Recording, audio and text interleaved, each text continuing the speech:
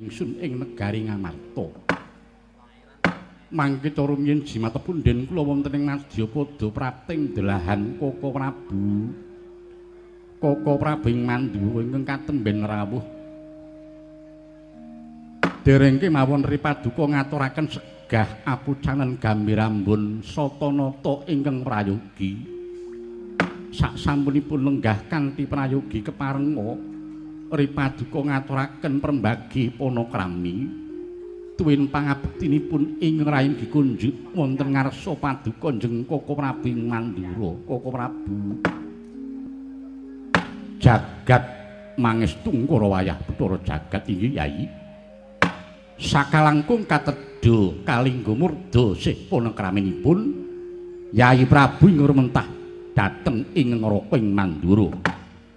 Kacadhong kanthi astu kekalih kapetelaken wonten ing Wardaya kacancang wonten ing pucak ing weni mugi saged andadosna rah daging kanjuaranipun ing ngraka ing Mandura. Lan inggih saking pamujinipun Yai Prabu kasembuh pengayomaning Jawata lulus raharja praptanipun ing ngraka ing Mandura mboten manggih alang setunggal menapa. Kejawi saking menika Yai, kejawi salam taklim ugi astutinipun ing ngraka mugi katur wonten ngarsa paduka Yai Samyaji. Kawula nuwun inggih dahat anggen kula nampi paring pangestawanipun njeng Koko Prabu. Kula pundi wonten mestaka dadosna jimat paribih sageta murakabi mahambara kanugrahan dumateng ri paduka sakukuban. Samangke mugi kasekecakna anggenipun pinarak lenggah Koko Prabu. Inggih Yai, sampun mboten kirang prayogi. Wah.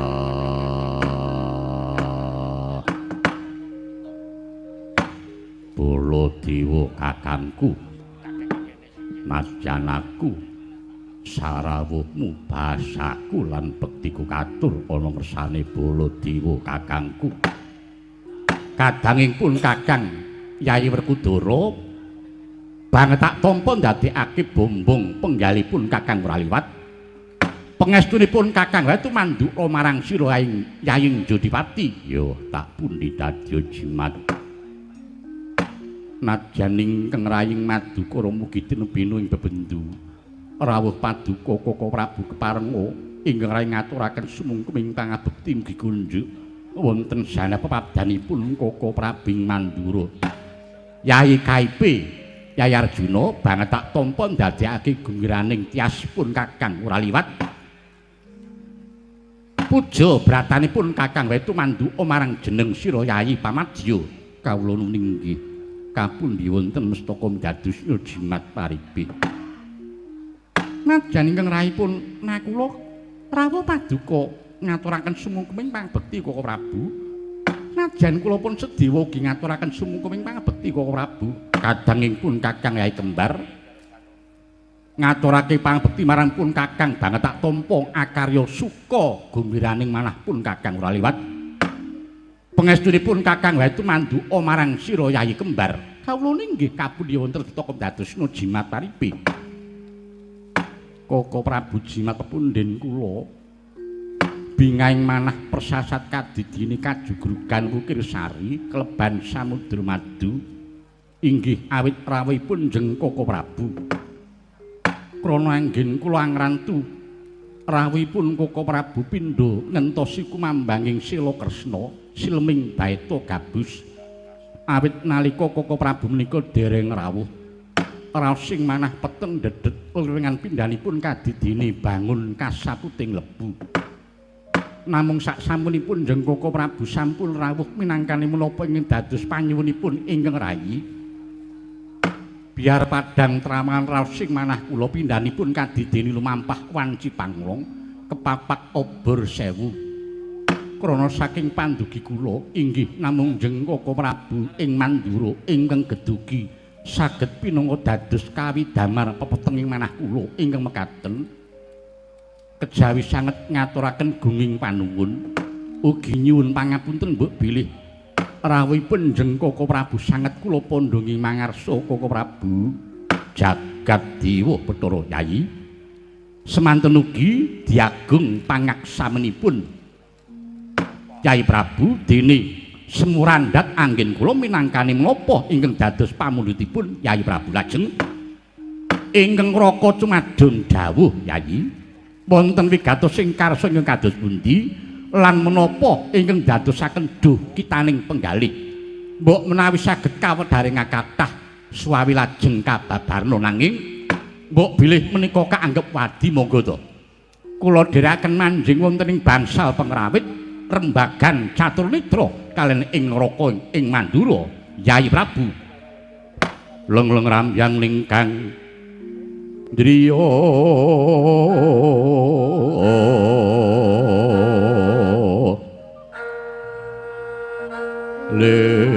Liriwang Candra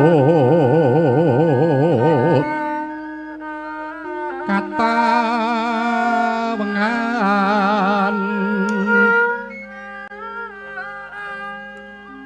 sumbu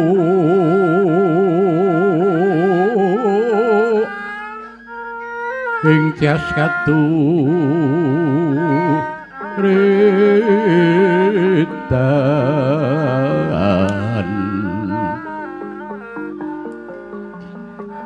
limut kabyataning rujit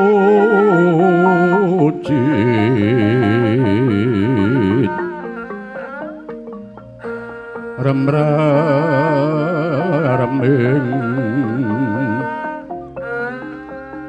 driya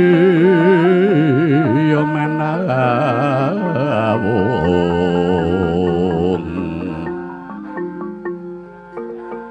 kekuwunging sang hyang wisesa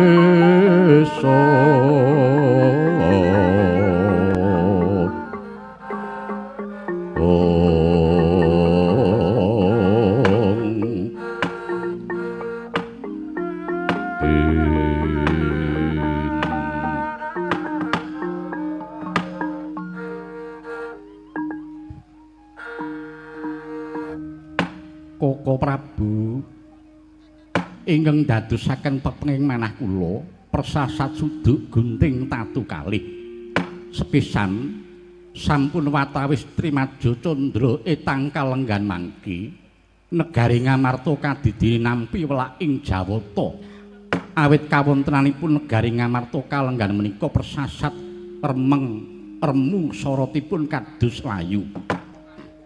Koko Prabu negari Ngamarta ingkang rumiyin tentrem sakmenika malah dados tintrim. Ngamarta ingkang kondang nanging sakmenika malah kebak ing reh priyatin lan penandang.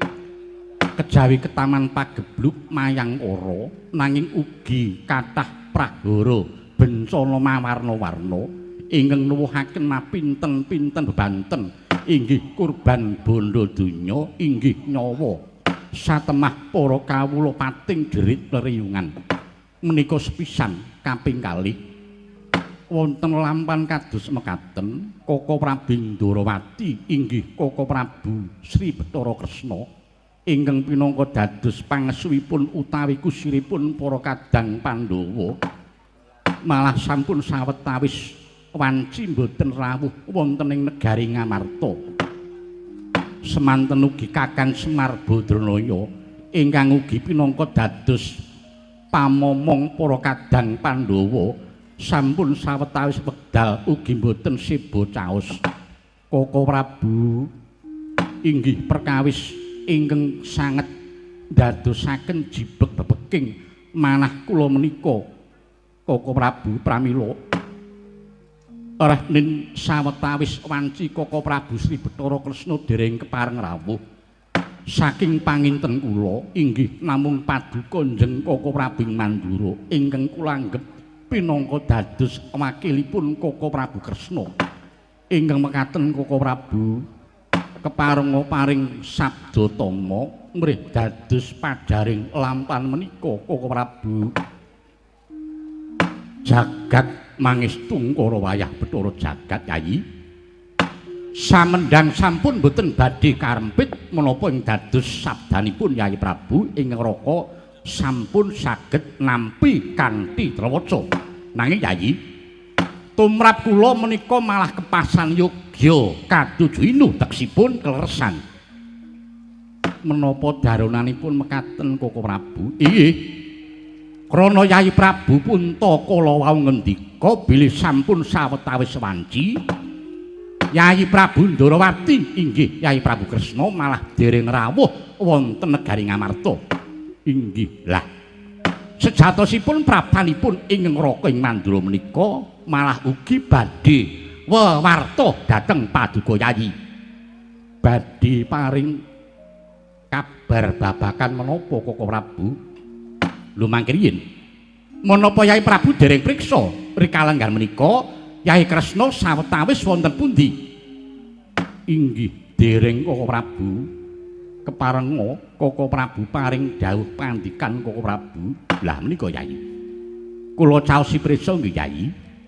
Bilih sampun sawetawis wanci Yayi Kresna sakmenika malah mapan utawi lenggah wonten ing Karang Kadempel.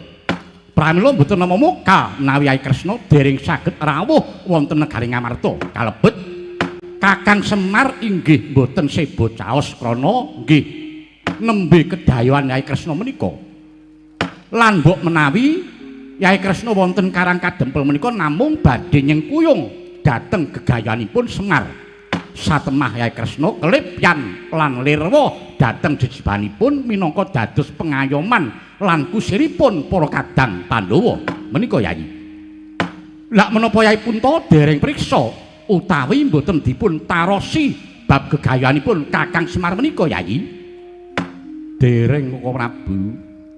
Kakang Semar gadah gegayan menapa Koko Prabu? Waladalah Yayi. Kakang Semar ing rekalenggan menika gadah gegayuhan badhe ngempalaken para kawula lan warga agung negari Ngamarta. Pramila lajeng dipun sengkuyung kalian Yayi Kresna menika Yayi. Wah, Baladewa kakangku keparenga aku semula atur. Yayi Werkudara piye? Coba aku tak takon. Semar kok bakal nglumpukake para kawula lan warga agung Ngamarta sing mbok karepake kepiye? Lah ya kuwi Sena. Pun Kakang dhewe ya gumun nganti tekan saiki isih tuwuh tandha pitakonan. Semar kok bakal nglumpukake para kawula mengku karep piye? Nanging saka panduganipun Kakang Semar mesti mung bakal gawe pengaruh. Gawe pengaruh sing mbok karepake kepiye? Ya gawe pengaruh marang para kawula utamane warga agung negara Ngamarta. Kok bisa mengkono sababe kepiye? Iya merga Semar kuwi rumangsa dianggep duwe kelungguhan ana ing negara Ngamarta. Nyatane Semar dening para Pandhawa didadekake pamomong. Malah akeh kang nyebut yen Semar kuwi dadi pamong sejati. Lah ana kene iki Yayi. Semar banjur nglumpukke wong-wong Karang Kadempel lan warga agung Ngamarta. Banjur Semar gawe pengaruh yen Semar Darbianta sedya kepingin kelungguhan sing luwih dhuwur. Ora mung dadi pamong nanging kepara Semar malah kepingin jungkeng kawibawaning Ratu Ngamarta ya Yayi Prabu Punta. Ibarate Semar wis diwenehi ati nanging malah arep ngraga rempela. Mula banjur nglumpukke wong-wong supaya nyengkuyung Semar lan bakal unjuk rasa supaya ngrubuhake negara Ngamarta kuwi Yayi Sena. Ning mengko dhisik piye? Nek tumrap aku perkara iki kudu ditelusur luwih dhisik. Aja nganti grusah-grusuh mengko mundhak keseluruh dalan buntu. Lan aja nganti awake dhewe malah dadi klora-kleru karo Semar. Ya nek sing dikarepake Semar kuwi kaya sing dikarepake Baladewa kakangku. Nek dudu mula perkara iki awake dhewe kudu pertitis. Lan yen pancen ancas lan kegayuhan Semar kuwi tumuju marang kautaman kang migunani kanggo kebrayan agung, awake dhewe kudu sak biyantu sak wutuhe Baladewa kakangku. Lho kesik. Kok malah dibantu ki piye? Semar bakal nglumpukke warga ki genah darbe sedyala genah mung arep rusak ajak-ajak dosa ngupaya kanca durung karuan piye durung karuan wong kuwi aja gampang nibake Jubriya kudu ditelusur tali didhisik nek pancen Semar ancase becik kudu dibantu sak wuduhe aku sing luwih hafal karo lagak lagun lagiane Semar pambekane Semar piye aku wis hafal apa maneh Pandhawa kuwi bebasane wit kuncung nganti gelung sing momong ya Semar lan persasat wis ora bisa diitung kabeh kautaman lan labuhane Semar tumraping Pandhawa lan Negara Ngamarta dadi babakane aja grusak-grusuk aja gegabah ya wis sakaremu ning mengko dibuktekke wae Yai Samyaji inggih wonten dawuh Prabu sampun Yai babakan Semar mangke dipun rembak malih lah sakmenika ngrembak babakan negari Ngamarta ingkang kados kenging wewelak utawi kenging pagebluk Mayangkara menika Yai inggih kados pundi Koko Prabu Yai kula menika kadang sepuh dasaripun kula inggih pun tuwa ingkang tinuwa-tuwa lan tinuwi-tuwi wong tuwa menika kedah saged kangge gondhelan ampun ngantos mrucut saking tembung tutur uwur lan sembur inggih pramila senajan kucem-kucem dipun raupi mrica kecut sauni-unine kula badhe matur mbok menawi dados rana ambirat pagebluk ingkang nimbrung ing negari Ngamarta menika Yayi inggih Koko Prabu keparenga paring dawuh Yayi wontenipun Ruhara Prahara lan kawontenan ingkang kebak kingkin prihatin ingkang tumempuh ing negari Ngamarta menika yen saking wawasan kula menika sejatosipun mujudaken panget utawi peling saking Gusti ingkang nyipta jagat ngemutaken dhateng para warga agung ing Ngamarta utaminipun para Pandhawa supados purun mawas diri lan dandani dhateng pakarti. Nuwun sewu Yai. Kula mangertos bilih warga agung negari Ngamarta menika gebangeten anggenipun ndewak-ndewakaken dhateng pusaka inggih menika anggenipun mundi-mundi ngaji-aji dhateng pusaka inggih menika Kyai Jimat Kalimasada. Menika kesangeten nggone mundi-mundi nganti padha lali dhateng Panembah Jati ngiwake nggone bekti marang Gusti merga padha nyembah kalian wujudipun pusaka ingkang dipun aji-aji kalian tiyang Ngamarta. Nyuwun pangapunten menika klentu lepat Yayi lan dosa ingkang boten saged pikantuk pangapura saking Gusti menika menawi ngantos mlengos saking Panembah Jati lajeng nyembah kalian bangsaning pusaka bangsane kayu watu menika dosa ageng. Lah pramila saking wawasan kula kangge nyirep retu ingkang nimbrung ing negari Ngamarta prayoginipun Jimat Kalimasada lan pusaka sanesipun menika kedah dipun singkiraken menawi perlu dipun lebur utawi dipun larung kemawon Yayi.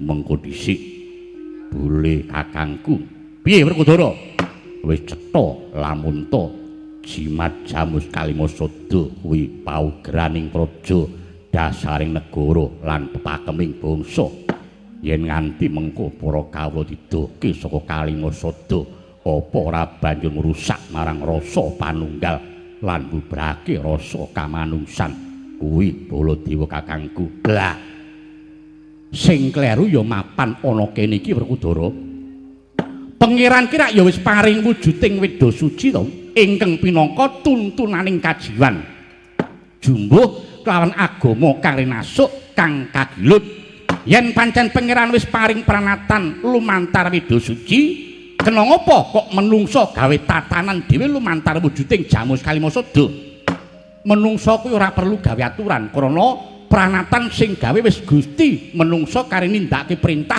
ngedoi marang cegah. Koko Prabu keparenga ingkang Rai Madukara badhe munjuk atur Arjuna piye warga agung negari Ngamarta menika mboten namung dumados saking setunggal agama nanging pinten-pinten kapitayan menawi namung ginakaken setunggal paugraning agami lan weda suci tartemtu niki mangki badhe nuwuhaken daredah lan nuwuhaken babab ingkang boten prayogi lan boten sami ngurmati dhateng bedaning agami kala wau Koko Prabu. Lah yen dibedake ngono kuwi mula ayo saiki dipadake. Pramila Yaipun to Koko Prabu kados pundi? Menawi pancen Pandhawa kepengin pedhot ingkang nglimputi negari Ngamarta menika enggal sumilak sranipun pusaka Jamus Kalimasada menika kedah dipun lebur dipun larung monggo wangsul dhateng Panembah Jati lan tuntunane Weda Suci menika tentu badhe manggih tentrem lan boten badhe eneng-enengan boten sikut-sikutan kados ngaten menika Yai. Lagi colawan sabdo kang samya sumewa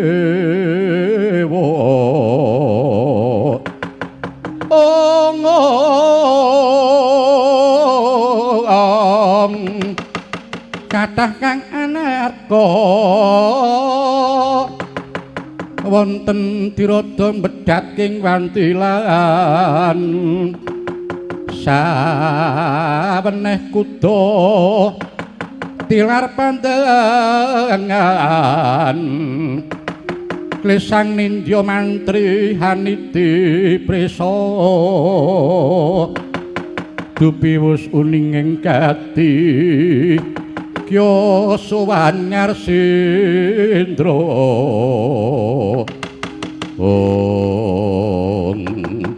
set biar katalika wau kodheng sutaning galih dumunung kula kaning ribet nata ing Ngamarta Prabu Yudhistira dupi kathah-kathah nampi pangendikanipun ing Ngaraka nata ing Mandura nanging caritane ing riku bebasan anglenggahe kanyut Pinungkawardi kanyut wong angganten Pinungkawardi wong ngakecuh nyinango durung abang ida dereng manjing wonten ing Pertala Kesaru geger Pasiban ya ngarsa tangkeping muri sinten to ingkang karo gegering Pasiban Yawi tuhu menika utusan saking Karang Kadempel piswanipun Kelurah Petruk Kantong Holong ya sagung para ingkang semiwa ndadosaken horeking pasipakani kanca piyak-kanca dayoh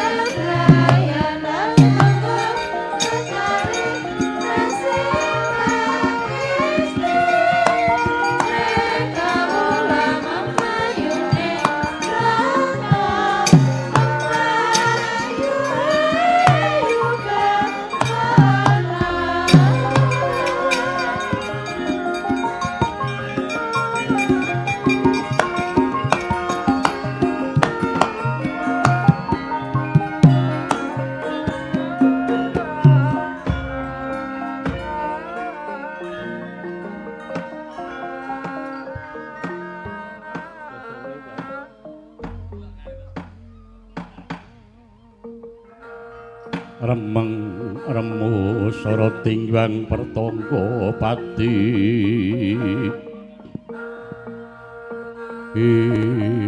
mawan seta ana wengi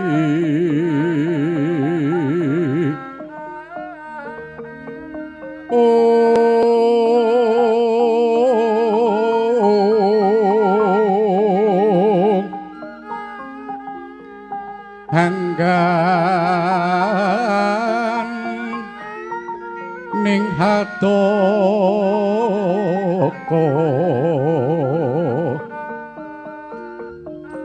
nam pakang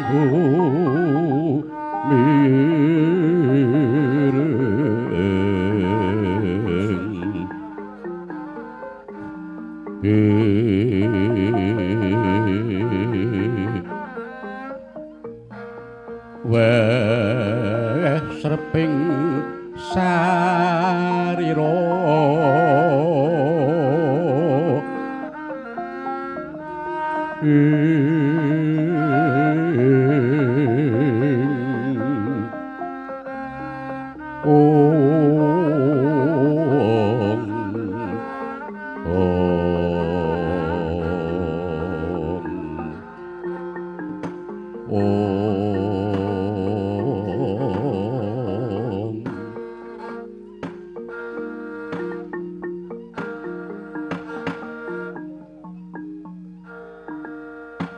nganti gawe haraking pasiwakan ora bakal nyambung ing paningkang jebul ingkang sowan iki Petruk kantong bolong Petruk ingsun pasang pambagya padha kanthi raharja Petruk jeneng sira padha kanthi wilujeng widodha Petruk Juwana Petruk slamet Petruk ngguthik Petruk duh Gusti papunden kula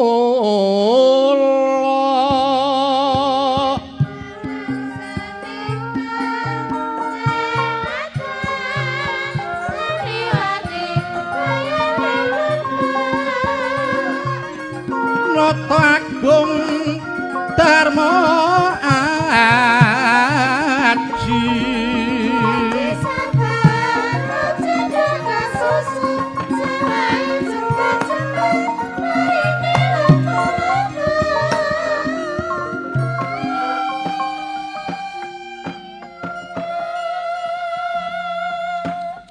ingsun timbali nganti wola-wali ora tumuli wangsulan jebul nggonira matur lumantar tembang iki nak ora kleru mijil ketoprak to Petruk sanes niki niku sinom parijata ayos sinuwun punta iki kagungan gamelan komplit ning kok ya ora budaya niki pancen kula le sowan niki pancen sengaja lumantar tembang pergi kula wonten negari Ngamarta utawi wonten keraton Ngamarta meniku gadah rencang abdi dalem Ngamarta ingkang biasanipun baut metoprak nggih menika pun Cak Fendi kalian Angger Sukirna Angger Sukesna iya Petruk tak trima banget nggonira matur lumantar tembang dipenakke lan sawetara gek diombe Petruk menapa sampun wonten sowan kula mungguing ngarasa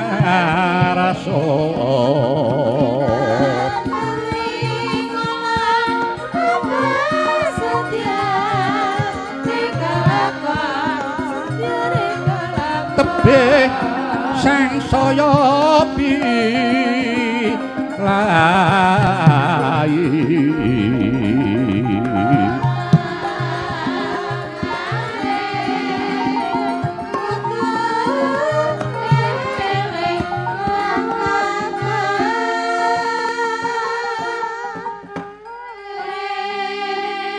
Wah, jan nyenengke bareng aku suwaning negara Ngamarta. Wah, katon gayeng gumarenggeng dasare ya papane bawera, lampune padhang jinglang-jinglang. Wah. Wah, jan nyenengke. Monggo, wah, sing dodol wiwit saka pojok kono nganti tekan kene. Wah, urek. Oke banget sing dodol ning aku ora jajan wong ora sangu apa-apa. Widodol lampah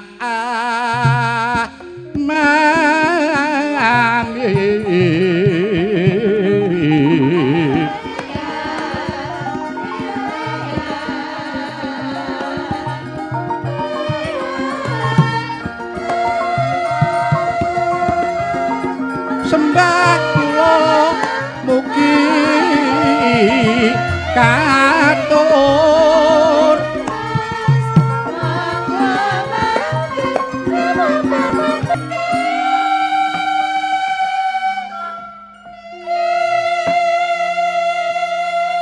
dasare abdi dalem pengrawit lan ibu Waranggana abdi dalem kraton Ngamarta bengi iki sing sowan ya komplit tanpa ana sing pamit.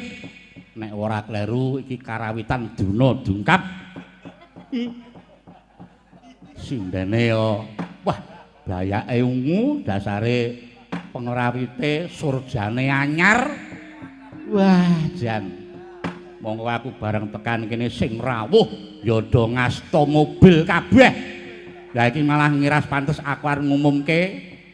Nah iki kon mindah. Ya, menika kula sekalian ngumumaken. Menika mobil plat AB 1694 BX 1694 kuwi kawin indek. Menika kapure mindah.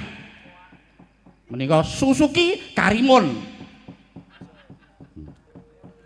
Nah ora dipindah ajeng dikidur pres mangke. Menika sinuwun anggen kula nyaosaken pangabekti lumantar tembang menika mugi katampi sinuwun. Ya Petruk wis ingsun tampa mung pangestu ningsun wae tumanduka marang jeneng sira Petruk. Kapundi ing Mas Toko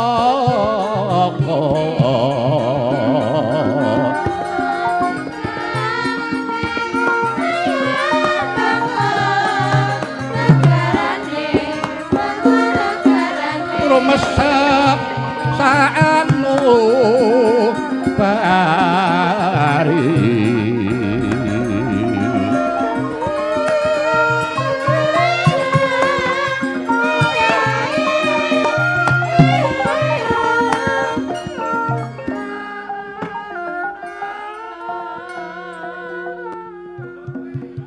wah ora wite ya trampil-trampil saking trampile sing rebah barengan cari perhatian dadak nguminir barang.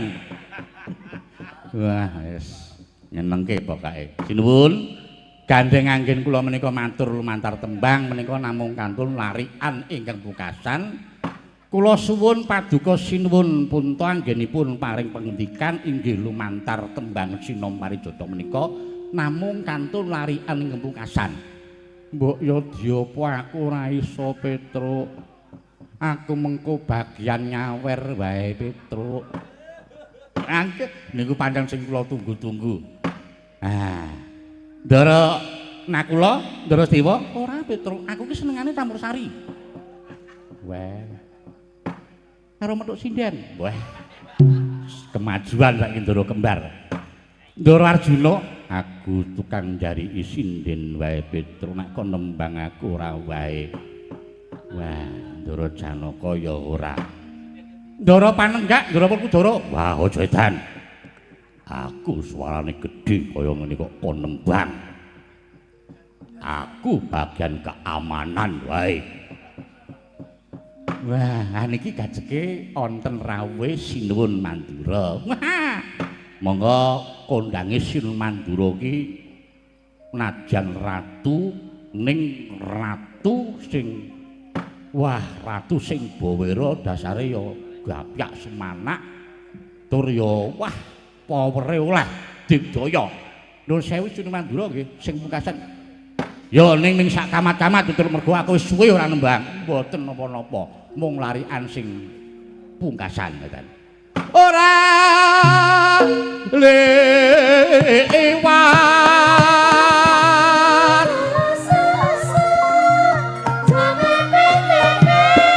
prayo gak no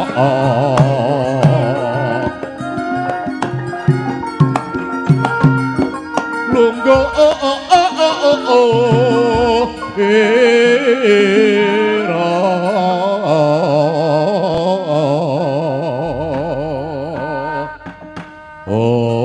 mucang ngangge hong kaya mayang wae. Nggih, matur sembah nuwun. Jan nyenengke pokoke. Petruk kantung bolong. Banjur esmu semengko pengawak bojro gita hanemu gati. Banjur ana wigati apa Petruk? Mangkirian kula nganu e. Niki rai kula dianu gremeti oleh walang sajake walang wedok niki. Nggih, mbok bilih sampun kepaten matur. Nek mbok bilih wonten lepat atur kula keparenga kula ngaturaken tebah Siti Sekul binuntel Oron Kalopo. Apuranto mbok bilih wonten lepat kula mangke. Anggen kula matur sinuwun. Yo ora dadi ngopo Petruk. Nggih. Amit-amit pasang kalimat tapi tinebena ngilo dene mawang tawang-tawang. Sinuwun kepareng atur bilih sowan kula menika sejatosipun kula menika jane dipun kengken kalih Bapak Semar. Dikongkon karo bapakmu. Nggih. Bapak lumantar kula saestu nyuwun pangapunten yen pinten-pinten pisowanan iki mboten sebo caos wonten negare Ngamarta. Merga bapak niku jane sakniki badhe ngempalaken para kawuling Karang Kadempel sumrambah dhateng warga agung ing Ngamarta. Lah niku mongko sampun cetha bilih ingkang ngayomi para kawula Ngamarta menika paduka sinuwun Prabu Puntadewa. Lah kalenggang menika paduka sinuwun Punta sakadang Pandhawa katuran supados rawuh wonten Karang Kadempel. Nanging sinuwun Punta anggenipun rawuh supados ngasta kagungan dalem inggih menika pustaka jimat Kalimasada. Pamripun menapa? Supados para kawula niku anget dhateng dasaring praja eling kalian paugeraning negara sabab Kalimasada ingkang kapérang dados gangsal inggih menika setunggal bab panembah, loro bab rasa kamanungsan, telu bab manunggaling bangsa, kaping sekawan bab kawicaksanan, kaping gangsal bab adil marata. Lah menika kersanipun Bapak Semar mboten namung diapalke nanging bener-bener dihayati lan diamalaken mungging bebrayan gung. Nuwun lan menapa ta sababipun negari Ngamarta sakmenika kok ketaman tintrim lan prihatin, ketaman prahara kathah kawula ingkang mboten rukun niku merga pun lali kalih jati diri bangsa inggih ingkang nami jimat Kalimasada. Pramila mawantu-wantu panyuwun kula para punden kula Pandhawa katuran enggal rawuh ing Karang Kadempel kanthi mundi jimat Kalimasada supados para kawula menika ayem tentrem jenjem krana yen para penggedhe utawi wakil rakyat menika kersa rawuh ten ngisor niku wong cilik padha marem mekaten ingkang dados atur kula wonten lepat nyuwun pangapunten wasana mugi dados penggalian lan kula nyadong dawuh pengendanipun sinuwun Prabu Puntadewa. Mekaten sinuwun. Ya Petruk nanging sing gedhe pangapuramu. Mesine sira wis uninga kalamun kalenggan iki Pasiwakan Agung karawan Koko Prabu Mandura. Mongko katemben wae ngrembug babagan retu ingkang nempuh ing negara Ngamarta. Lan manut dawuh pengendikane Koko Prabu Baladewa, Ngamarta bisa sirep saka pagebluk lamun para Pandhawa lan Ngamarta gelem nyingkirke pusaka ya kuwi jimat Kalimasada. Lamun pusaka iku disingkirake bakal manggih ayem tentrem jenjem permanen. Petruk pripun pusaka jimat Kalimasada disingkiraken ngoten sing dikersake disirnake Petruk tegese dibuang terus diicali, dilebur, dilarung ngaten. Ngono Petruk. Sing ngendika ngoten niku sinten? Koko Prabu Baladewa. Lha ngendika ngoten niku duwe pikiran mboten? Nuwun sewu lan pangapunten. Mboten kok ateges jenenge wong niku bekti utawi nyembah dhateng pusaka niku mboten. Nanging menika ngurmati dhateng para leluhur kina, para pahlawan ing sampun yasa wujudipun pusaka ingkang endahipun kados mekaten. Lah kok glethek petele kok mung ngarep dibuang niku nalare pripun? Gek li mikir iki carane iki piye? Mongko Pandhawa niku riyen le golek ya rekoso.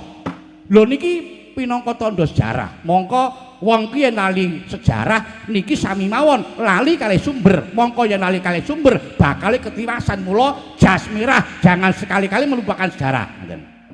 Jimat Kalimasada niku dasaring negara kok arep disingkirke niku njur paugeran negara Ngamarta mangke ngangge napa?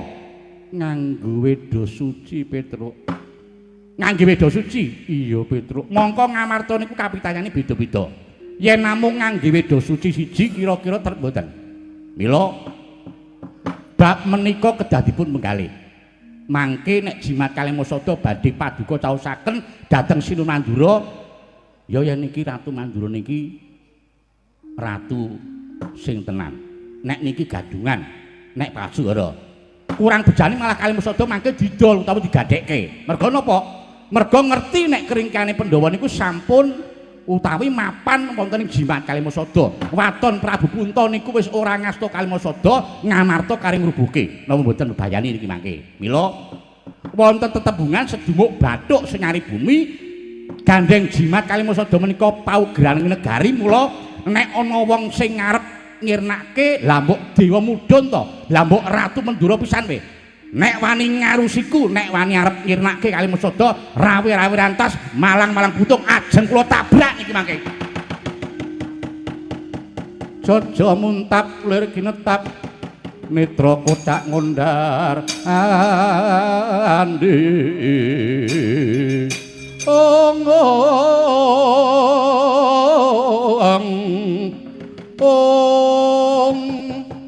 Idep nyomengala cakra kumpus padoning ladi kerot-kerot kanang waja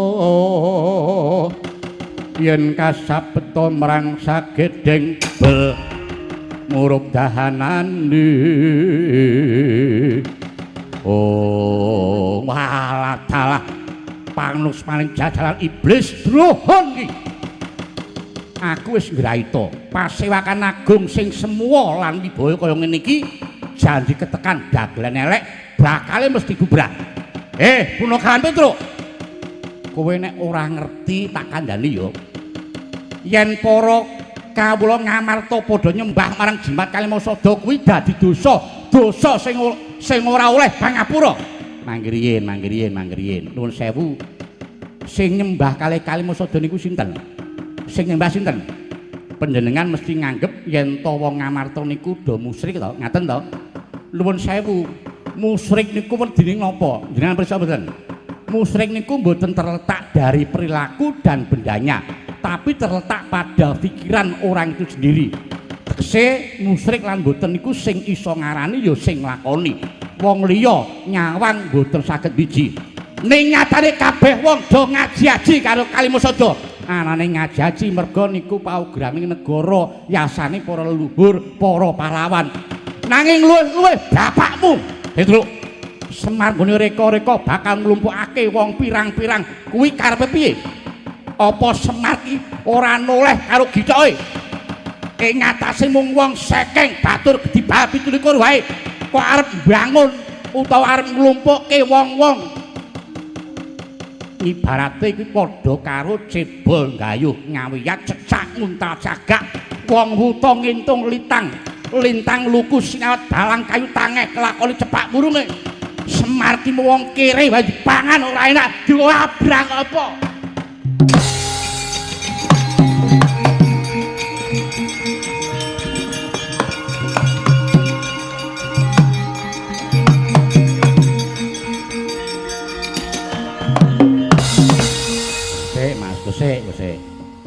Nek iki wis salin bubukan. Engko dhisik, Mas Bol. Bol sapa? Lho, sampean iki rak Prabu Baladewa to? Diceluk Bol kok nesu. Pajake bolot to piye aku? Ayo wong ngono kok urung-urung wis mamah-mamah. Ning nek ngono kuwi kowe jenengane jangkar karo ratu. Ninggak tata krama ora ngajeni. Lho sampean yo ora ngajeni kok. Sampeyan yo ora ngajeni karo aku. Nuwun sewu. Pancen sampeyan ratu, ning ratu rak nek ning Mandura. Nek ten mriki padha-padha dayok, padha-padha oleh wedang segelas. Kok kemaki. Luwih-luwih sampeyan wis wani ngelek-elek karo bapak. Semar ki wong sekeng, wong gedibal 17. Lho perkara sampeyan ngelek-elek kali Petruk monggo, ning nek wis wani ngelek-elek kali bapak niku Petruk sing ora trima. Arep dipiye wae senadyan to Semar ki wujude ngelek mripate ngrembes awake kaya Vespa, ning bapak ki sing wis ngukir jiwa ragaku, mula wajib tak aji-aji. Ning nyatane bapak mung batur, wong sekeng, wong ora noleh karo gitoke. Lho sampean iki ya ora noleh karo gitoke. Lho kok iso ngono piye? Aku ki ratu. Ratu apa? Ratu nek biyen ora tak coblos ora bakal dadi ratu. Sampean kudune kelingan. Sampean kudune kelingan nalika lagi nyalonke biyen. Truk aku arep nyalon, arep jago. Iki dhuwit dumen mangsa borong tangga-tanggamu. Lan sesuk nek aku dadi dalan-dalan sing rusak iki arep tak gawe alus kaya pipine wong ayu. Ning bareng dadi dalane saiki malah kaya kali, Ten. Wis rasaken gunem sing tanpa guna ora patut. Ing atase ning Pasewakan Agung nganti daredah kaya ngene. Lan pesajan wae. Anane Semar arep nglumpukake wong-wong, arep nglumpukke warga agung Ngamarta, Baladewa sing ora trima.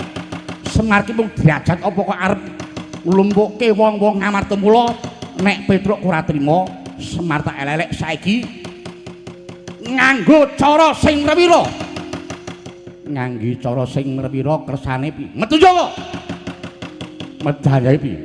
Metu njaba dina tak teter sing dadi kadidayan Petruk. Oh, keterane ngejak gelut. Oke, metu njaba ya metu njaba wis to.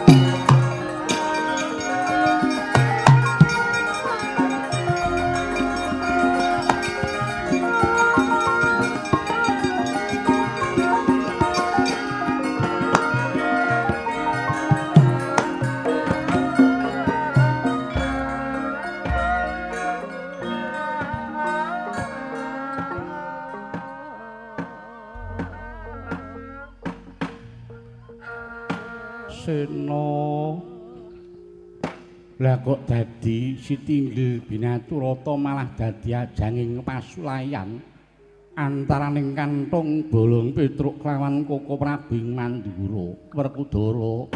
Wah, wis ben sing arep padha regejegan ya wis ben sing baku Punta Aji kakangku tak aturi ngemuti lamun to wis akeh sing dadi labuhaning Semar tumraping para Pandhawa lan negara Ngamarta persasat wis ora bisa diitung nganggo tangan. Mula yen saka prayogaku becike saiki ngal tata-tata apa ing dadi kegaweane Semar Pandhawa wajib mbantu sakwuduhe. Kula kinten kok inggih prayogi mekaten, kula inggih condong sanget dhateng pengendikanipun Kang Mas Werkudara Koko Prabu. Ya Sena pun Kakang uga ora bakal selak. Menawa wis ora bakal bisa diitung nganggo driji apa ing dadi labuhaning Kakang Semar. Nanging bab Koko Prabu Mandura kelawan Petruk Kanthong Bolong Sena piye? Wah, mengko aku tak metu njaba bakal ngulingani bab lelakon iki.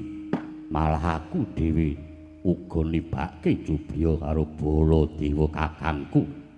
Lah kok dadi Baladewa kakangku lagak lagon lagiane beda kelawan padatan aneh-aneh. Mula iki mengko ning njaba bakal tak tanjihake. Ya Sena yen pancen kaya mangkono prayoga banget. Babar pisan tentremna praja Ngamarta, aja nganti para kawula ingkang padha ora ngerti marang pojok plereting lakon, aja nganti kasempyuk ngaradan Yai Sena. Yo yen ngono aku njaluk pamit metu njaba. Kula inggih nyuwun pamit madhal pasilan nyuwun tambahing pangestu Koko Prabu. Sena apa dene Dimas Arjuning padha surtiting ati-ati lan aja ninggal duga lan prayoga. Kembar iki wonten dawuh Koko Prabu. Kaya wis ora ana dawuh maneh. Pun Kakang Neja kundur ngedaton derekno manjing ana ing kedaton Yayi. Iki monggo kula dherekaken Koko Prabu. Yayi Kyai Werkudara apa dene Dimas Arjuna ngiras pantes bodolno pasewakan murih kabeh wae ubayane aja nganti mbalenjani Yai.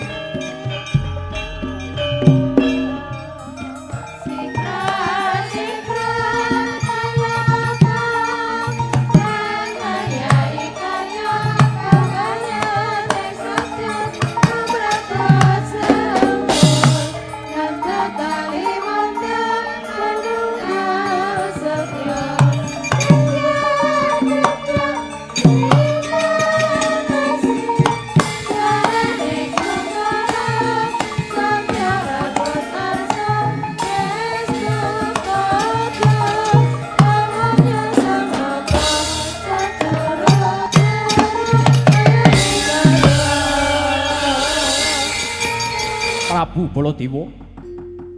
Kula ngaturaken gunging panuwun dene samenika kula dipun keparengaken suwita manunggal dados prajurit negari Mandura Sinuwun Prabu Baladewa. Kula pun tumenggung prawira dibya cumadung dawuh sinuwun. Lha nggih kula ingkang tumenggung prawira negara iki cumadung dawuh sinuwun. Yo. Kowe kabeh prajurit ingsun nedha nrimo banget. Dene kowe kabeh padha gelem tak dadekke wadya balaku sing tegese saya mimbuhi kekuatane negara Mandura. Lan kowe padha tak kanthi menyang negara Ngamarta iki, sejatine Prabu Baladewa mung bakal ngendhake utawa ngelingke marang para Pandhawa. Yaiku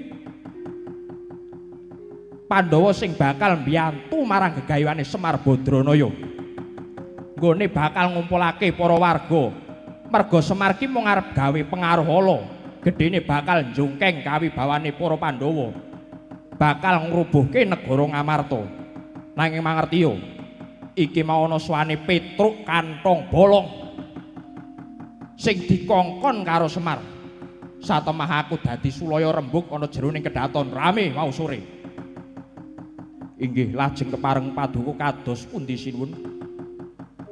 Saiki kowe kabeh padha tak dawuhi supaya nyekel marang Petruk Kantong Bolong. Merga Petruk Kantong Bolong wis wani nyecamah asmane nata Mandura Prabu Baladewa. Oh inggih, yen mekaten pangkatipun para wadyabala benjang menapa? Sesuk ngenteni apa? Mangkat to. Oh inggih, sendika ngestokaken dawuh sinuwun.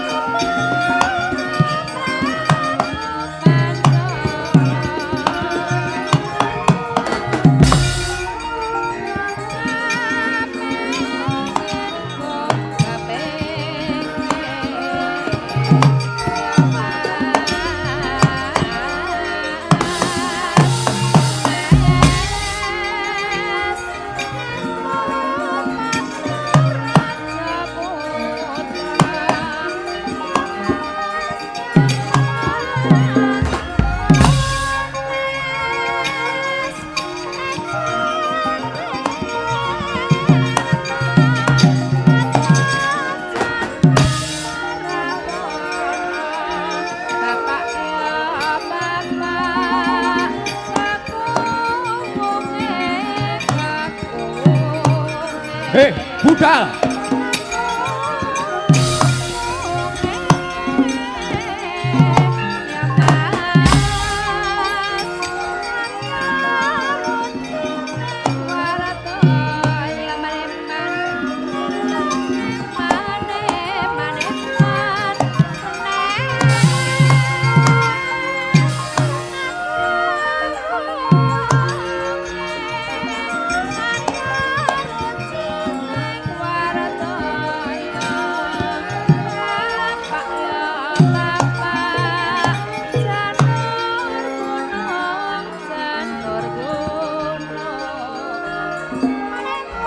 Wah, ladalah.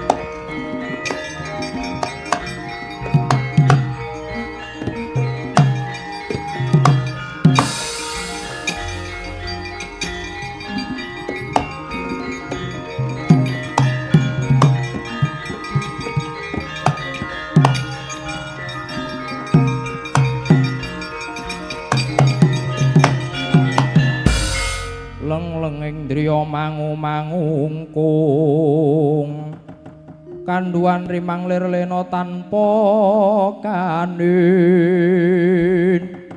yen tan tulusa mengkundiah utama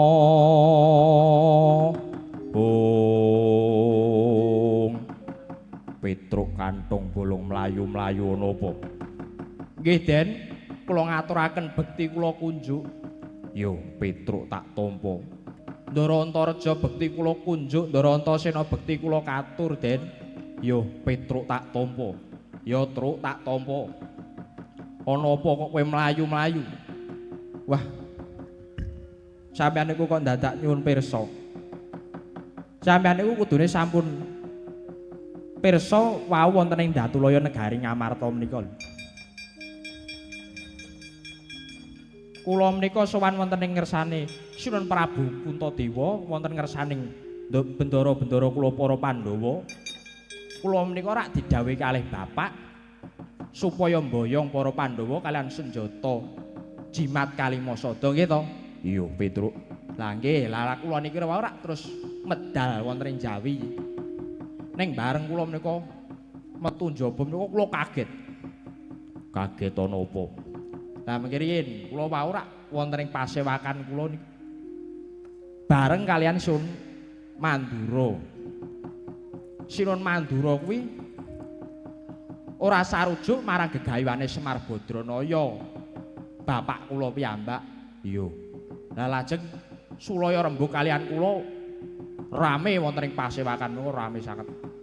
Nanging bareng kula medal Jawi niku kok Prabu Baladewa niku kok duwe wadya bala anyar niku pripun nggih Gus?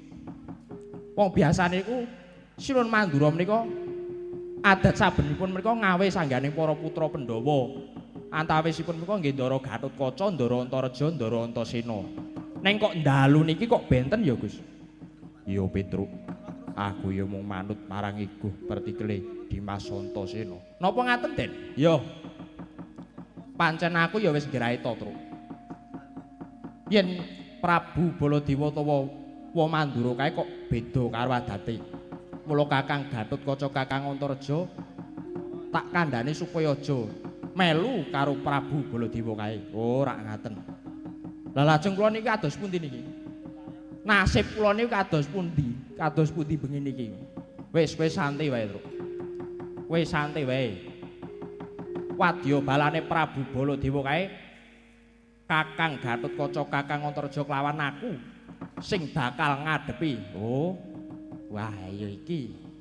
Prabu Baladewa nika sing ngadepi sinten? Prabu Baladewa kae adep ana mengko. Oh nggih. Yen ngaten kula namung sendika ngestaken dawuh, nggo. Ampun kesuwen kula dherekaken, Gus.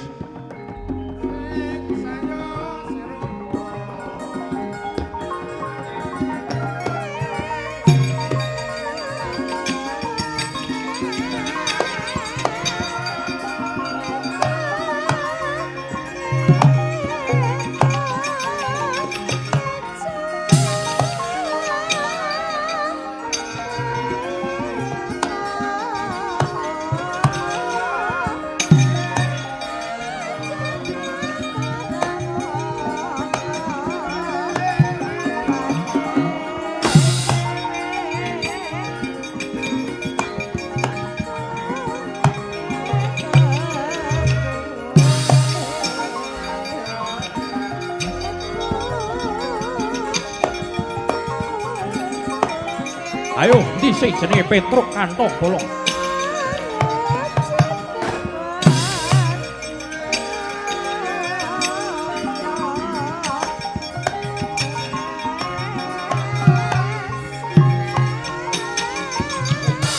Wah, salah.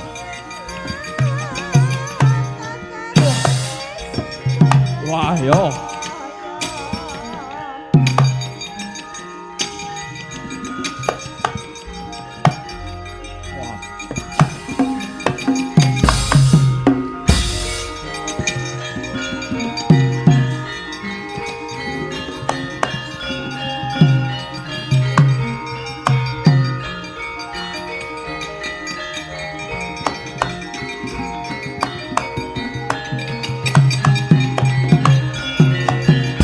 boleh nututi lamun katututan lamun mangsah prawira digdaya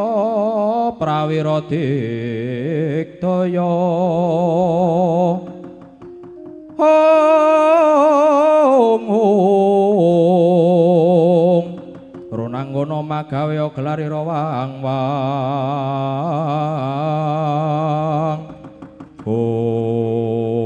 wah ladalah ana satria ngaglah ning ngarepanku sapa kowe ngaku yo kowe takon karo aku Antasena sing tak goleki sing jenenge Petruk Kantong Bolong lah kok kowe sing mrepeki kelawan aku bendarane Petruk Kantong Bolong areng apa kowe wah ladalah aku didhawuhi Sunan Prabu Mandura supaya ngrangket marang Petruk Kantong Bolong kowe iso arep ngrangket Petruk Kantong Bolong yen iso nandingi kridane Antasena wah ladalah keparat wani kowe karo aku ayo ini merganing patimu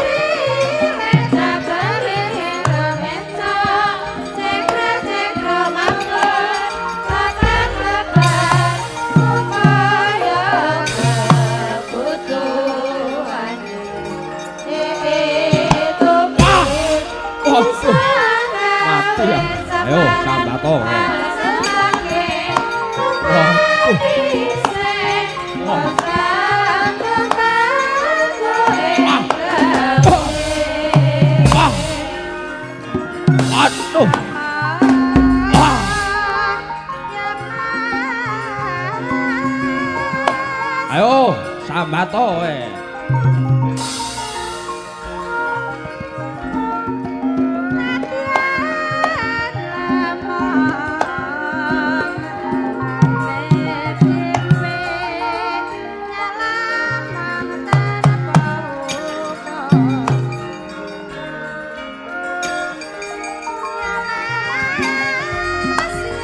Wah, yo.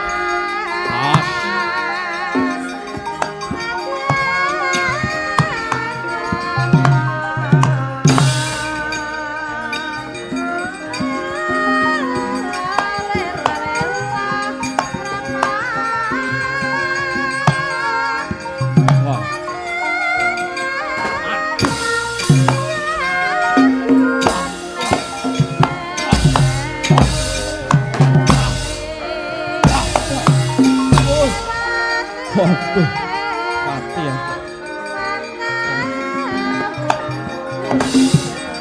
Pisan. Dak kowe. Wah. Wah.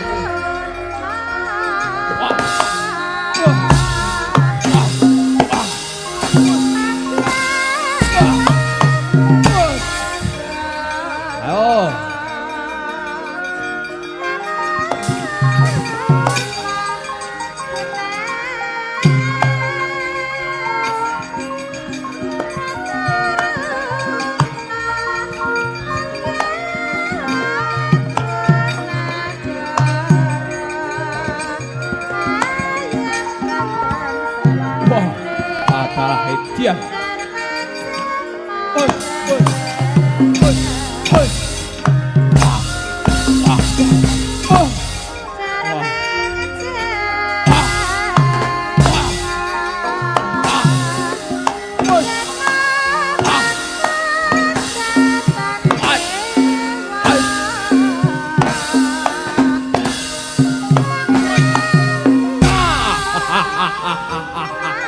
Yo, wis.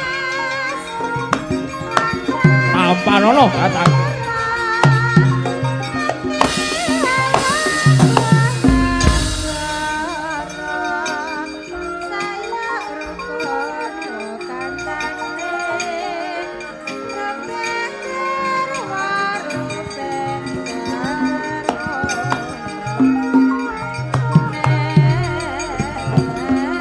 Ayo, tamar. Dian.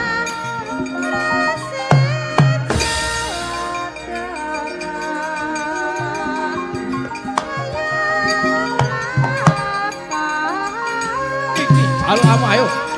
Wah, wah. Wah. Wah. Waduh, mati aku. Wah. Wah. Ayo, ayo sambato kowe. Aduh. Wah! Wah!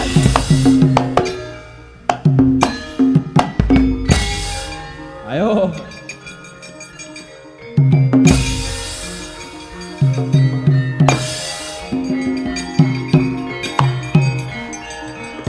Wah! Waduh, mati aku. Wah.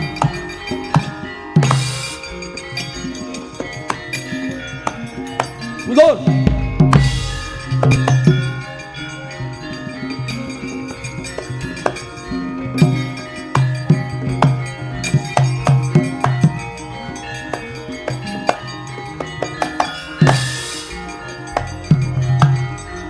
Wah. Wah, madun. Ayo. Sakal esok. Welok. Ah, candak kowe. Ah! Ah! Waduh! Woi, Dian. Wah. Wah. Ah! Aduh!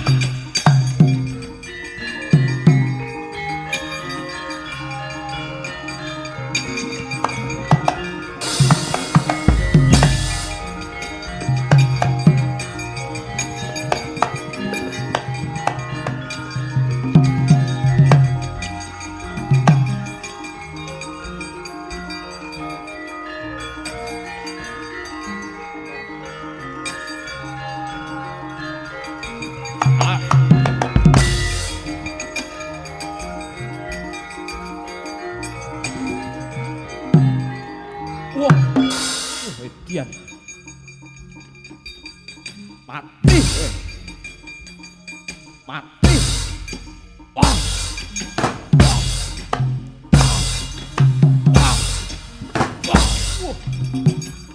Wih, Dian. Nanti musane iki mau. Wah lah dalah.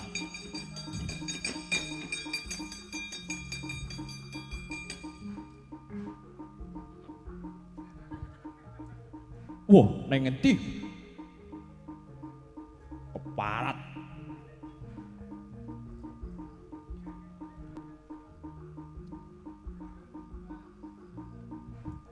Widian. Widian tenan. Nendi bocah iki mau?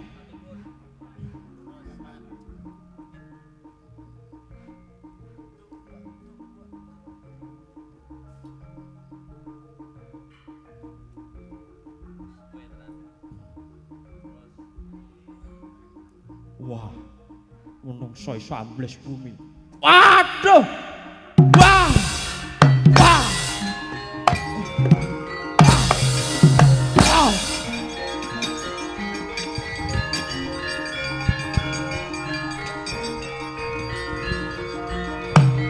Waduh! Waduh!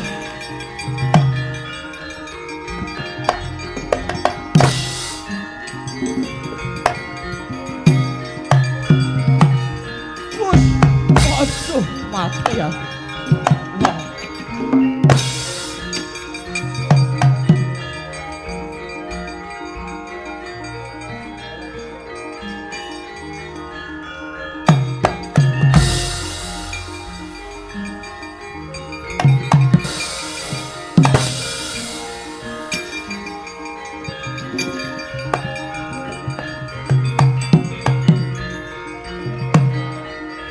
Wah. Wah.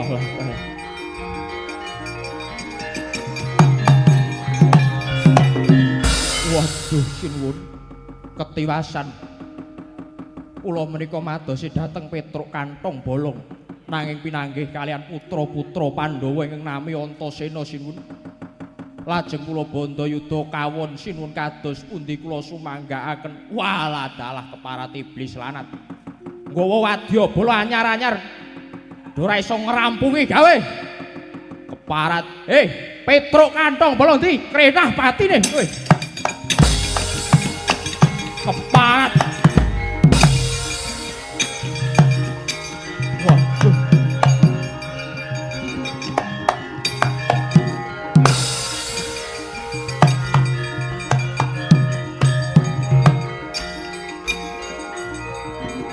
Weh, ya.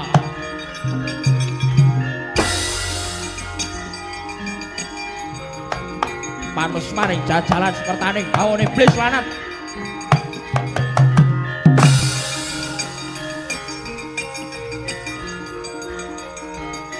Wah!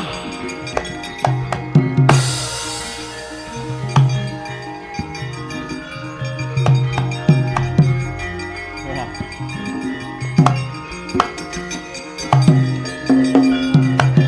Panos maning jajalanan sukertaning bawana kowe wani merepeki nata Mandura Prabu Baladewa. Ayo. Ora wani dudu Petruk Kantong Bolong, Mas. Walah dalah keparat. Ora gelem bali menyang Karang Kadempel kelakon mati dening aku kowe Petruk. Ayo. Tak tandangi, Mas. Ora sembodo kalore sumbar mau sore ya. Kene merganing patimu mati dening aku kowe Petruk. Keparat. Wah! Mati.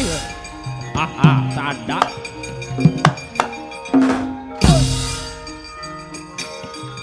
Yo.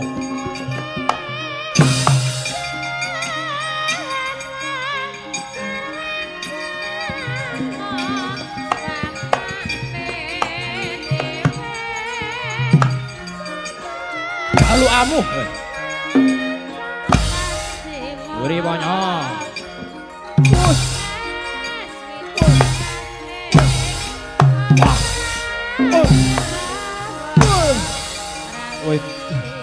Waduh, mati ya. Sambato Prabu Baladewa. Wah.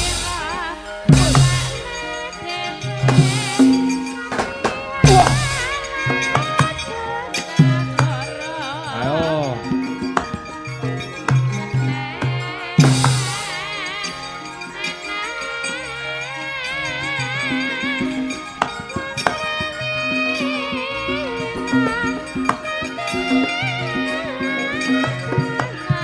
Wah, keparat ora toto. Mati. Wah. Ayo antem. Wah. Wah. Ah. Ah. Ah. Wah. Wah. Mati dening aku, Bebek.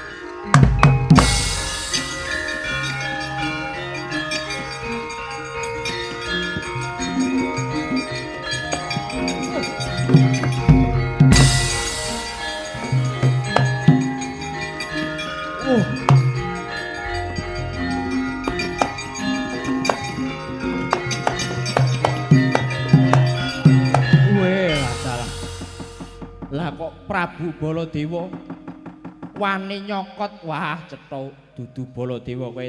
Ndara Werkudara ketiwasan Den, ketiwasan Ndara.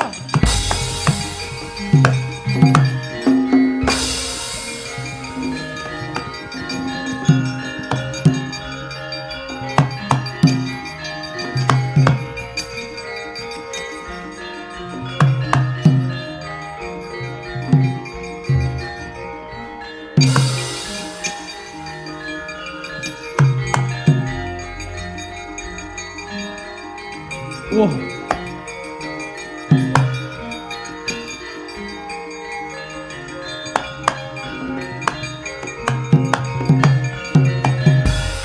Wah, Petruk mlayu-mlayu ngopo? Kula niku bar perang. Perang karo sapa? Kalih Prabu Baladewa. Menang apa kalah? Kalah, modal kula niku napa nek perang? Kula niku wong ra duwe kon perang ya mesti kalah to. Wah, banjur piye? Ngaten, Den. Kula niku rak mungsuh Prabu Baladewa. Wah, rame tenan. Ning wonten sing aneh. Wah, tegese piye? Prabu Baladewa niku sakniki nggawa wadyabala anyar niku sing akeh niku. Mongko wadyabalane buta-buta. Lah kula niku rak mungsuh kalian Prabu Baladewa. Sing adat saben niku nek Prabu Baladewa niku nek perang kepentok atine terus kowe panes maning jajalan sukertaning baune iblis lanat cucun nenggala dadi apa kowe Petruk ngaten to iya arek niki mboten Prabu Baladewa niku kok nyokot niku dos pundi Den wah Baladewa jangkae dhewe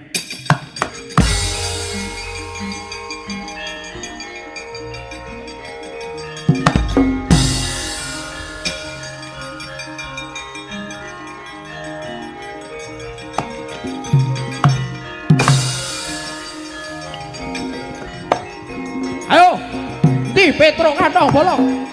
Aja mlayu kowe Petruk. Nata Mandura Prabu Baladewa.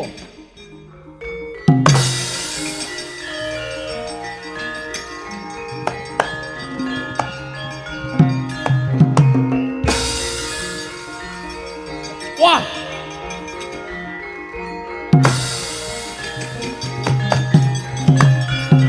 Walah dalah Werkudara kowe aja melu-melu. Melu-melu wae. Petruk kantong bolong wimung Punakawan. Wah, Petruk kantong bolong wimung Punakawan. Nanging bener. Bener piye? Saiki tak takon. Baladewa kok duwe wadya bala buta, Praguta, Wisata Donenti. Praguta lagi piye dhewe? Lagi ning SMKI. Wah. Alesanmu ora cetha. Walah dalah arep apa kowe? Cetha kowe yen Baladewa gadungan. Arep apa? Dibantu kak mati. Wah!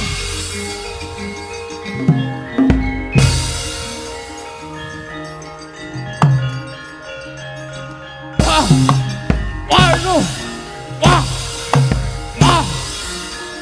Waduh, mati ya. Wah! Wah! Wah! Wah!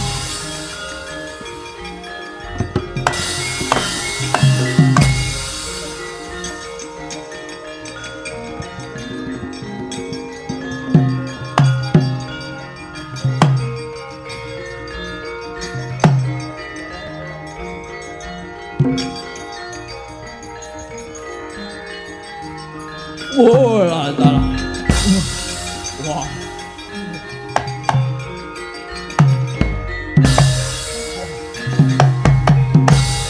Wah, lah salah.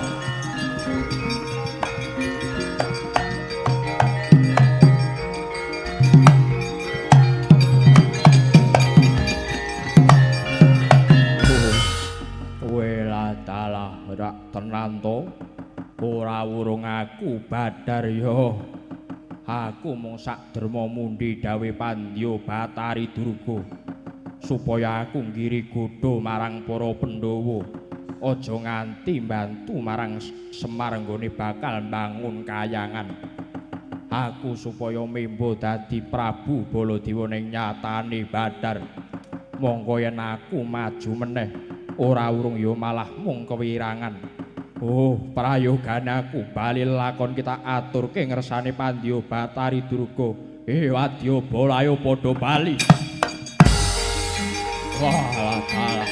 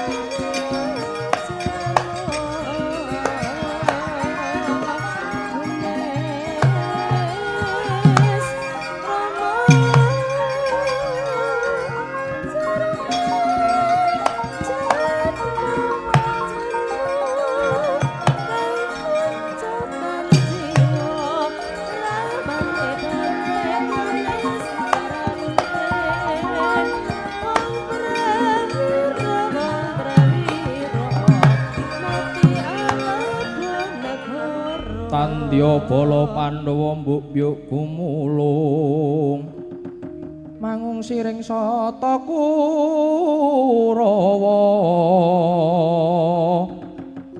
hong kambahung kesro katiti hong. Wah, matur nuwun nggih Ndara Werkudara. Tujune niki wau wonten Ndara Werkudara kersa tumandang nandingi marang Prabu Baladewa. Lah ra apa to? Sinun Baladewa niku wau mung gadungan badar dadi buta. Perjineman Jaramaya, Den. Wah, iya bener Petruk. Banjur kepiye Antasena? Banjur kepiye? Lah ya perjineman Jaramaya kae mestine ana sing kongkon ra ngono to. Wah, sing kongkon sapa? Ayo sing dawuh. Wong tuwa nek wis tuwa ya ngono kuwi. Nyambut gawe nek ra ana sik enom bingungi. Jaramaya kae mesti didhawuhi karo Betari Durga, ya to? Wah, iya. Lah iya. Mula saiki gandeng kahanane negara Ngamarta kuwi wis tentrem. Petruk saiki didhawuhi supaya ndhisiki laku bali ning Karang Kadempel. Bapak karo Pak Desami Aji lan Paman Arjuna nungka supaya rawuh ana ning Karang Kadempel ning aja lali Siwa Prabu Punta supaya ngasta pusaka telu ya kuwi pustaka jimat Kalimasada, payung tunggul naga karo tumbak Kurawelang. Merga kuwi sing uga bakal dadi serana nggone Semar bakal bangun mentale ngumpulke para kawula. Wis kono Pak, gek tata-tata budal ning Karang Kadempel. Petruk kon bali dhisik wondene negara Ngamarta mengko tak tunggune karo dulur-dulurku. Wah, yo. Petruk kowe dhisik ana laku bali dhisik. Mengko aku lan Punta Aji kakangku banjur sumusul ing Karang Kadempel. Nggih, yen mekaten ngestakaken dawuh.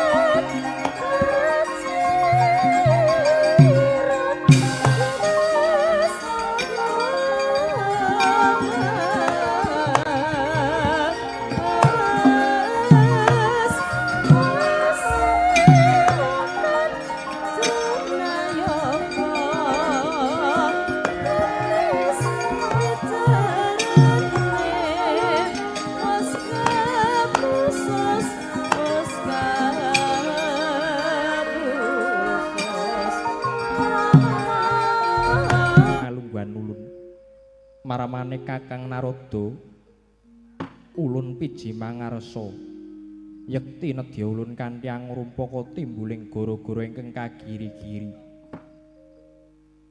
kawah candra dimuka lir kinebur pambengehing sapi gumarang nganti kaya bisa bengkah-bengkahna bumi. Kakang bebaya punapi kang dados tuk sumbering kanang guru-guru Kakang Narada. Oh, perkencong warudaya Pak Pong kali cuti sapa sing gawe?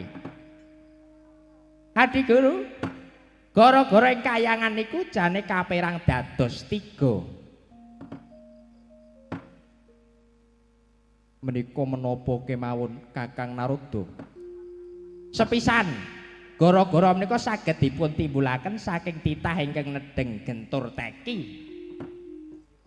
Upaminipun kados pundi? Contonipun nalika lampahan Arjuna Wiwaha. Jaman semanten Sang Begawan Ciptaning ingkang tapa wonten Guwa Pamintaraga. Cipta niku ati ning niku wening. Nek pancen pengin wening atine mlebu Guwa Mintaraga. Minta niku nyuwun raga niku pun mestani awak. Nyuwono ana sing ngersaning Pangeran mrih kareksa ing reh keslametane. Menika sepisan. Salajengipun ingkang angka kalih gara-gara menika dipun timbulaken saking titah ingkang nedeng mubal kamurkanipun. Contonipun duk nalika mubaling Prabu Dasamuka. Menika saged nimbulaken ponang gara-gara ugi. Kaping 3 menika gara-gara boten dipun sababaken saking titah ingkang gentur tapane, gara-gara boten dipun timbulaken saking titah ingkang murka. Nanging gara-gara malah dipun timbulaken saking dewanipun piyambak.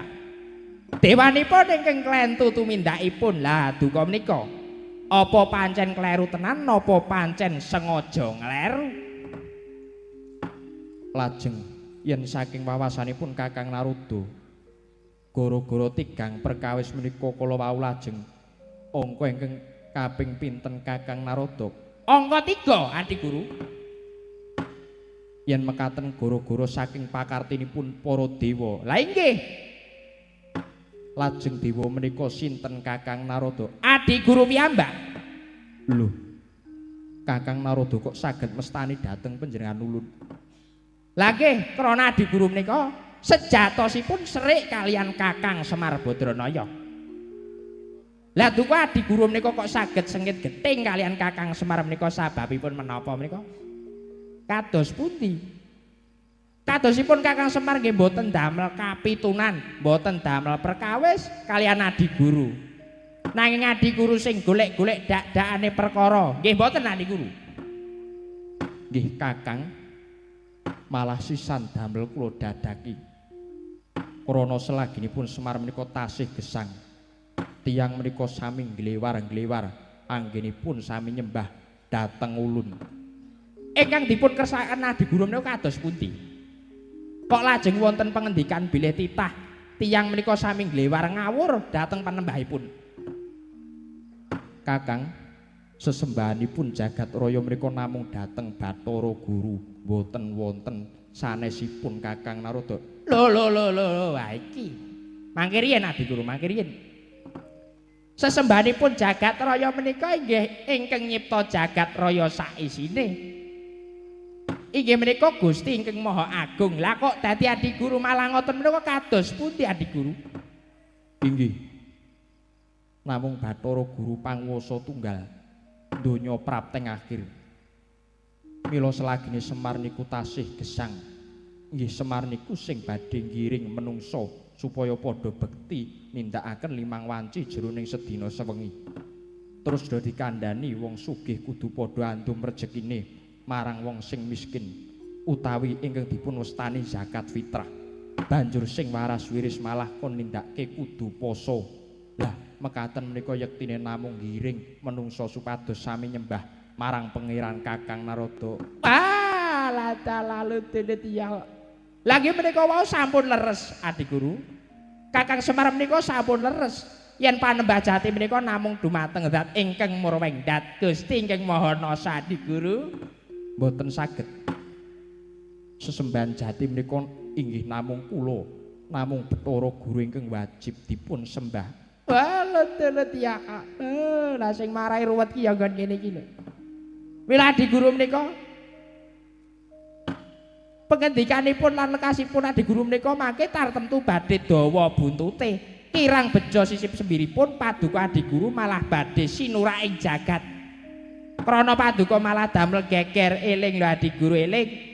Paduka menika ratu-ratuning dewa dados tumindak sepecak ngendika seklima menika kedah saged kangge tepa palupi. Lah yen Adi Guru ingkang mangke nyimpang saking bebener nerak angger-angger menika lajeng kados pundi jagat raya menika Adi Guru? Nanging ulun menika gadah pangwasa Kakang Narada. Lah niki lho kula saya ora cocok wonten mriki kula saya ora cocok.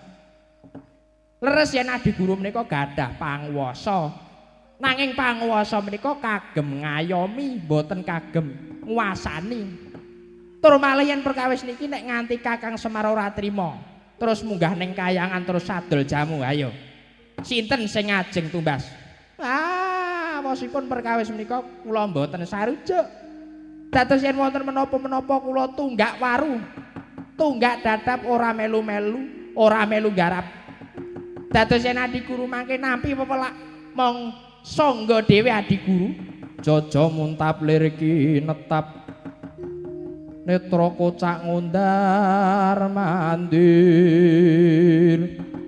kumedhot padoning ladhi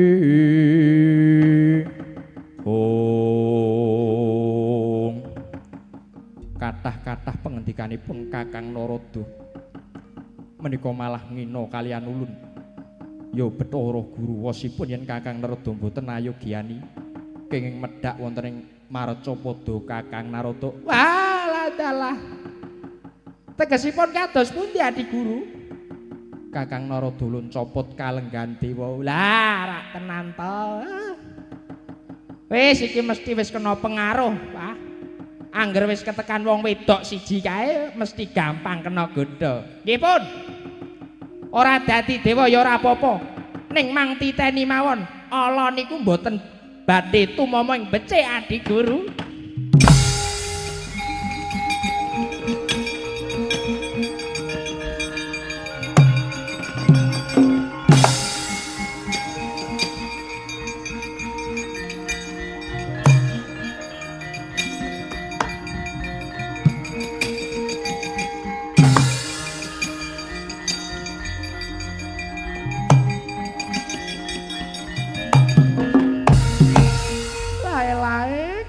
Kados pundi menika pukulun. Sang Hyang Pikula Narada sajaipun malah lajeng mesgol kagol penggalipun pukulun. Wis ben bae. Kayangan Suralaya ora nganggo Kakang Narada mboya dadi ngopo.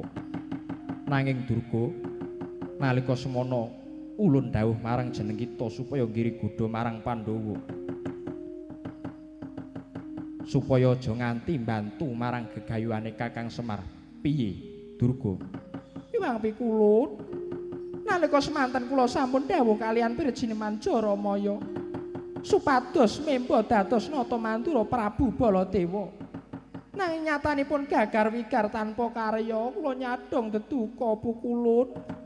Durga, kita iku amung lun dawuh kaya mangkono wae nyatane mboya bisa ngrampungi gawe. Inggih nyuwun pangapunten pukulun. Nyatanipun para Pandhawa mboten saged dipun pengaruhi. Cadhong duka pukulun kula kedah kadhawan pripun nderek. Pukulun nyuwun lintu menapa pukulun? Ya wis, mboya dadi ngopo. Kabeh iki nedya ulun dadaki. Nanging saka panduga ulun iki Kakang Semar mesti wis krasa kang mengkono. Wis krasa lamun ulun sedya gagalake marang gegayuhane Semar. Kang mengkono Bathara Indra inggih wonten timbalan ingkang ngadhawuh Hyang Pikula dawuhna marang para Durandara ngawekani yen to Kakang Semar ora nrimake bab perkara iki kang banjur munggah ana ing kayangan dewa-dewa supaya siaga ngadepi Indra inggih ngestaken dawuh sinuwun Pikula keparenga kula nyuwun pamit surti ting ati-ati nak Indra. Durga sawetara wektu mboya ketemu sejatine ulun kapang marang kita. Lah rak ngaten Pikulun. Lajeng keparengipun kados pundi? Ya mbuh arep ngopo? Bakune sawetara kita ngancani marang ulun. Inggih monggo kula dherekaken Pikulun.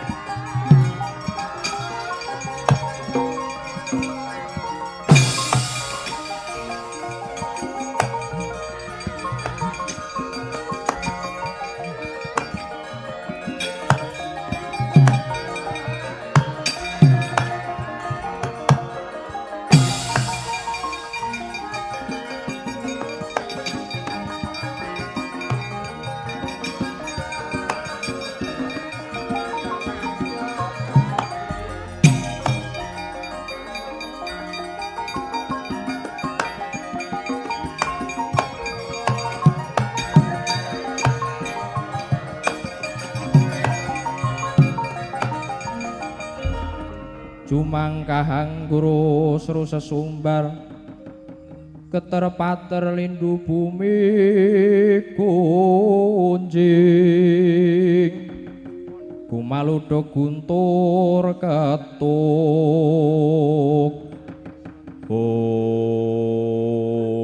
ngestungkara manik jagat raja dewaku kadangipun Kakang Yayi Jaya Sudirga inggih Kakang Prabu Jaya Sudarga wonten dawuh ingkang kados pundi mulane Siadi tak kanthi bakal lumarap ana ing Karang Kadempel merga nalika semanapun Kakang antuk wangsit sasmita ingkang tak tampa pun Kakang lan Siadi bakal langgeng Hanjayeng Dawana ambawani negoring pulung gedhah kencana nanging seranane kudu dianani tumbal wadal inggih Kakang lajeng tumbalipun menika menapa tumbale ora ana liya ya mung wong sing dianggep pamong agung wong sing dianggep pusaka bisa kandha jimat bisa ngucap ya kuwi Semar Badranaya sing jare uga dadi pamong ingkang prasuci pamong ing Trahwita Radya Yayi iki wis meh ngancik laladan Karang Kadempel kaslakna toling rasaku kepengin boyong Semar Badranaya yen sekirane ana ingkang ngalang-alangi Karang Kadempel didadekke Karang Abang nggih yen mekaten kula dherekaken Kakang Jaya Sudarga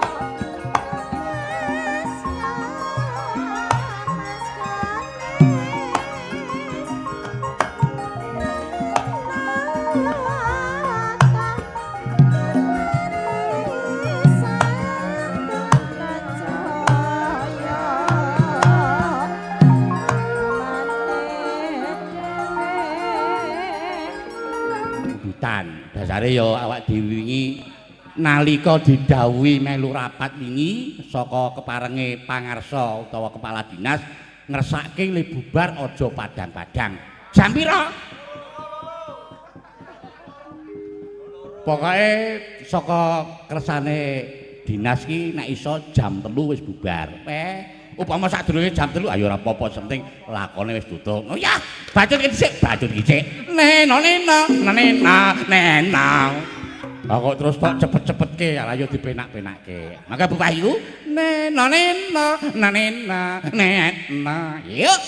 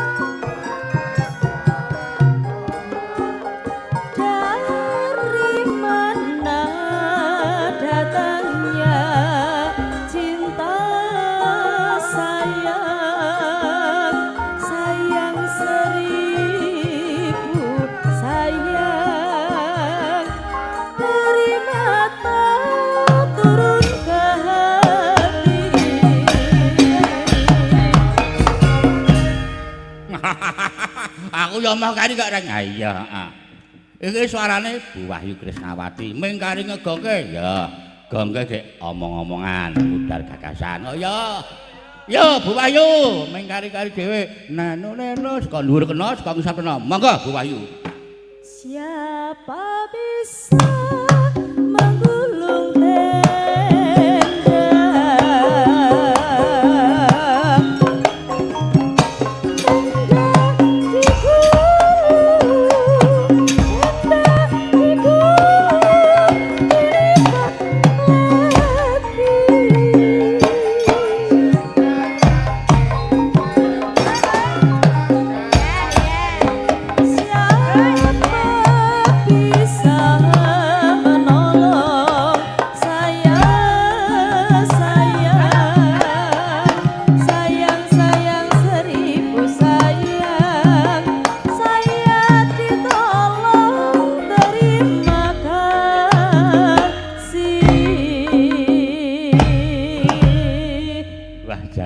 disuwuk cara model ngene iki ya iso.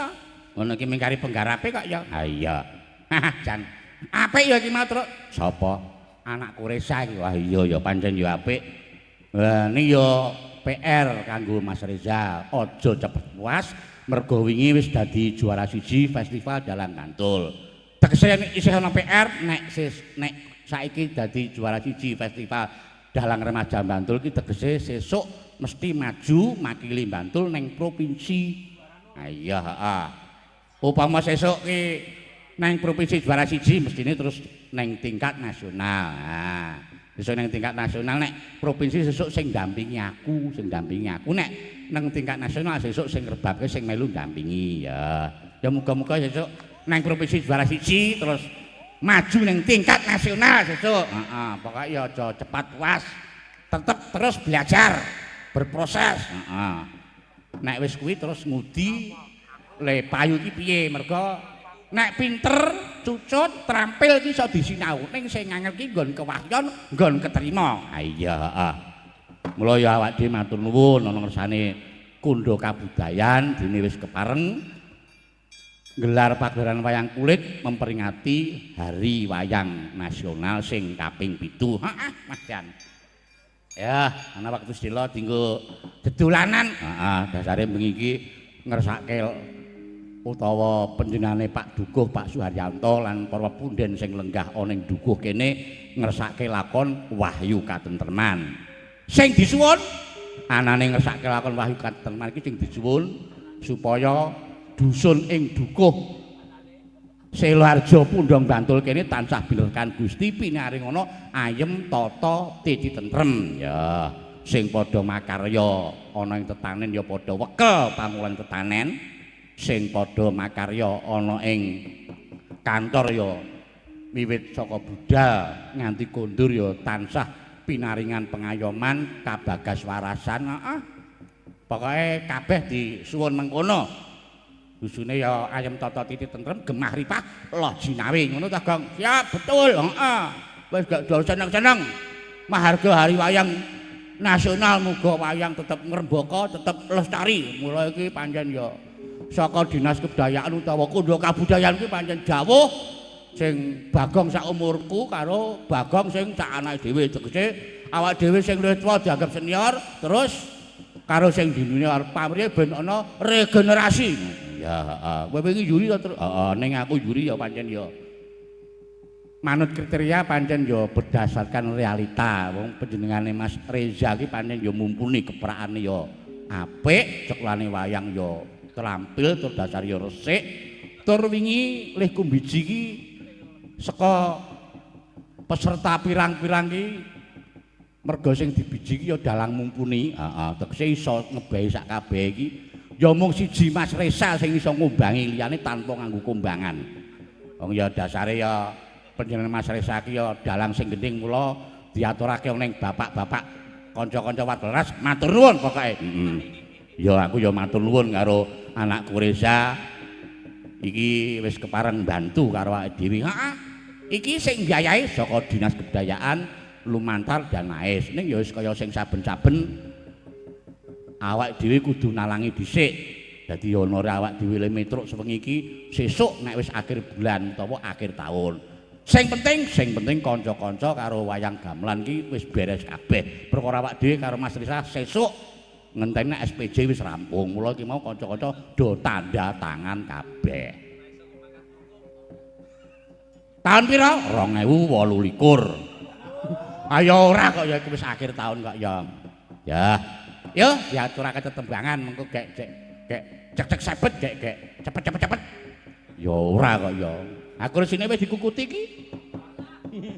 Ya ora kok ya wis sak kamat-kamat pokoke ya ditutukake lakone ya ben iso tutuk wong dasare iki lakon Wahyu Katentreman iki lakon apa wae iso dijuduli nganggo Wahyu Katentreman. Iki ya ming reka-reka leh ku ngangge dhewe lakone. Oh ya. Yo ngaturake tetembangan sing alus-alus dhisik.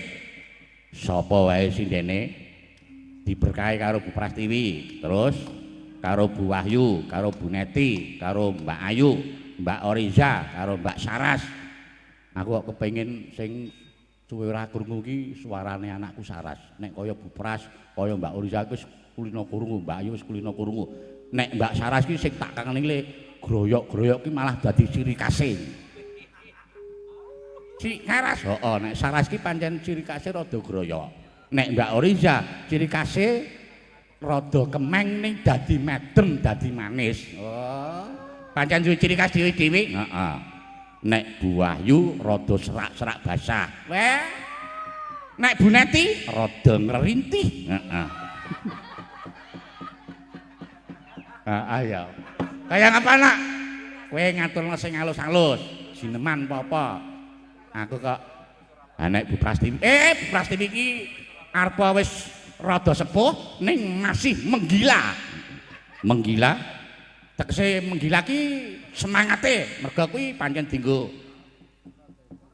tuwa-tuwangganing sinden sing penting ki berkahi karo anak-anake ngono. Aku ya gemun karo Bu Pras. Wiwit aku srawung karo Bu Pras ki wit taun 90-an lho.